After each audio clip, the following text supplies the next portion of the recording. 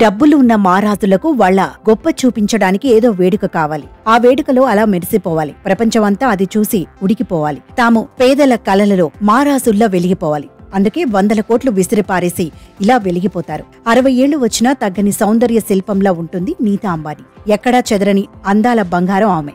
అలాంటి అందెగత్తే చేతులకు గోరింట పెడితే ఈ దేశానికి ఒక రోల్ మోడల్. అలాంటి డిజైన్ చూడటానికి, ఆమెలా దేవతలా మారడానికి కోట్ల మంది కలకంటారు. ఇప్పుడు అసలు సంగతికొద్దాం. కొడుకు వివాహం సందర్భంగా నీతా అంబానీ అరచేతుల్లో ఎర్రగా పండిన మెహందీ డిజైన్ పెళ్లికి వచ్చిన ప్రతి ఒక్కరి దృష్టిని ఆకర్షించింది. కుటుంబం మొత్తాన్ని తన అరచేతిలో ముద్రించుకుంది.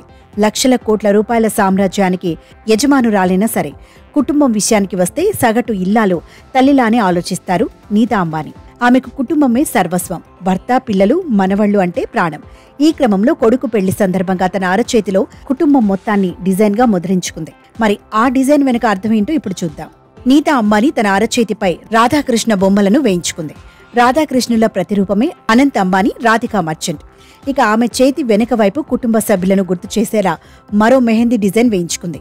ఈ డిజైన్ ద్వారా నీతా అంబానీ భారతీయ సంస్కృతి గొప్పతనాన్ని చాటడంతో పాటు కుటుంబం అంటే ఆమెకి ఎంత ఇష్టమో చెబుతోంది. ఈ డిజైన్ ప్రతి ఒక్కరిని ఆకట్టుకుంటుంది. కుటుంబంపై నీతా అంబానీకి గల ప్రేమకు సాక్ష్యమే ఈ డిజైన్ అని అంటున్నారు. ఇక భారతీయ వివాహ వ్యవస్థలో మెహందీ సాంప్రదాయం శతాబ్దాలుగా వస్తోంది. ఇది ఆనందం, అందం, కొత్త ప్రయాణం, శుభ ప్రారంభానికి ప్రతీక.